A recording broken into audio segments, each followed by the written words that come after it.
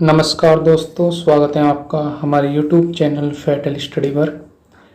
आज हम पढ़ रहे हैं हिंदी व्याकरण का दूसरा पाठ व्यंजन ध्वनि। पहले पाठ में हमने स्वर ध्वनि के बारे में जाना था। इस पाठ में हम व्यंजन ध्वनि के बारे में जानेंगे। व्यंजन उन्हें कहते हैं जो स्वरों की सहायता से बोले जाते हैं और इनकी संख्या है 39। मूल व्यंजनों की संख्या है 33। आप स्क्रीन पर वायलेट कलर में देख सकते हैं 33 व्यंजनों को। उच्चारण के आधार पर 7 प्रकार के व्यंजन होते हैं। पहला है कंठीय व्यंजन, जिन वर्णों का उच्चारण कंठ यानी कि गले से हो। दूसरा है तालव्य व्यंजन, जिन वर्णों का उच्चारण तालु के पिछले भाग से हो।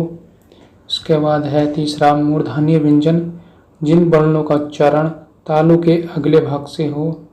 उसके बाद है चौथा दंतीय व्यंजन, जिन वर्णों का उच्चारण दांतों की सहायता से होता है।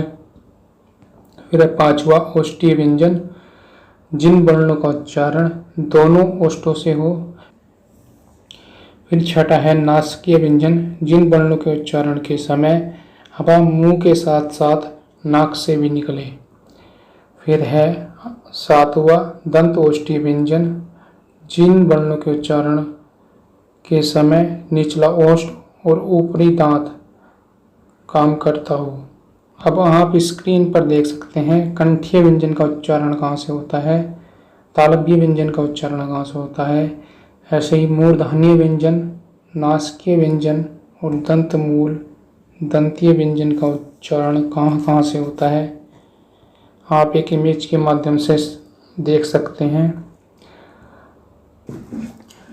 अब हम व्यंजनों को एक सारणी के माध्यम से समझेंगे। कंठीय व्यंजन क, ख, ग, घ और अण होते हैं। तालव्य व्यंजन च, छ, ज, झ और अण, श और य होते हैं। मूर्धन्य व्यंजन होते हैं ट, ठ, ड, ढ, अण और स। दंतीय व्यंजन होते हैं त, थ, द, ध, न और ओष्ठीय व्यंजन होते हैं प, फ, ब, भ और म। इसी प्रकार दंत ओष्ठीय व्यंजन होते हैं जो दांत और ओष्ठों से बोले जाते हैं, वो होता व। वर्तसीय व्यंजन यानी कि मसूड़ों की सहायता से बोले जाते हैं स, र और ल। उपचित व्यंजन होते हैं दो, ढ और ढ। स्वरतंत्र यानी काकल्य व्यंजन होता है। इसी प्रकार हम घोष के आधार पर 2 प्रकार के व्यंजनों को देखेंगे, अघोष और सघोष। वर्णमाला का पहला वर्ग और दूसरा वर्ग अघोष होता है और तीसरा, चौथा, पांचवा सघोष होता है। ऐसी प्राणत्व के आधार पर देखेंगे व्यंजन 2 प्रकार के होते हैं, अल्पप्राण और महाप्राण। अल्पप्राण जो होता है वर्णमाला का पहला, तीसरा और पांचवा वर्ग होता है। इसी प्रकार महाप्राण वर्णमाला का दूसरा और चौथा व्यंजन होता है। नासिकीय व्यंजनों की संख्या है 5, ड, ण, ड, न और म। अब हम देखते हैं घोषत्व या कंपन के आधार पर व्यंजन 2 प्रकार के होते हैं, अघोष और सघोष। अघोष व्यंजन वे होते हैं जिन व्यंजनों के उच्चारण के समय स्वर तंत्र या कंपन नहीं होती। यह वर्णमाला का पहला और दूसरा व्यंजन तथा ऊष्म संघर्षी व्यंजन अघोष होते हैं। उसके बाद सघोष व्यंजन वे होते हैं जिनके उच्चारण के समय स्वर तंत्र या कंपन होती हैं। यह व्यंजन वर्णमाला का तीसरा, चौथा, पांचवा और सभी स्वर और अंतस्तीय व्यंजन सघोष होते हैं।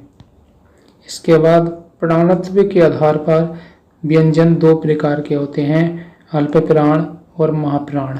अल्पप्राण व्यंजनों की संख्या है 33 और महाप्राण व्यंजनों की संख्या है 15। अल्पप्राण वे व्यंजन होते हैं जिनके उच्चारण के समय हवा फेफड़ों से कम मात्रा में निकलती है। इसी प्रकार महाप्राण में हवा फेफड़ों से अल्प प्राण से अधिक मात्रा में निकलती है। अल्प प्राण में सभी स्वर आते हैं और अंतस्थित व्यंजन आते हैं। वर्णमाला का पहला, तीसरा और पांचवा वर्ण आते हैं। ऐसी महाप्राण में व्यंजन वर्णमाला का दूसरा और चौथा वर्ण आता है और ऊष्म व्यंजन और उपचित व्यंजन महाप्राण होते हैं। अब देखेंगे व्यंजनों के कुछ भेद। पहला है स्पर्श और अंतस्थ, ऊष्म, उपक्षिप्त और संयुक्त व्यंजनों के बारे में देखेंगे। स्पर्श व्यंजन देखेंगे अब जब इनकी संख्या है 25। ऐसे व्यंजन जिनका उच्चारण करते समय वायु किसी मुखांग से स्पर्श करे उन्हें स्पर्श व्यंजन कहते हैं। आप स्क्रीन पर 25 स्पर्श व्यंजनों को देख सकते हैं। अब देखेंगे अंतस्थ व्यंजन। अंतस्थ व्यंजन वे होते हैं जिनके उच्चारण के समय श्वास अंदर की तरफ जाता है। इनकी संख्या है 4। यह व र ल। यह व जो होते हैं अर्धस्वर होते हैं और र जो होता है वो लुठित होता है और ल पार्श्विक होता है।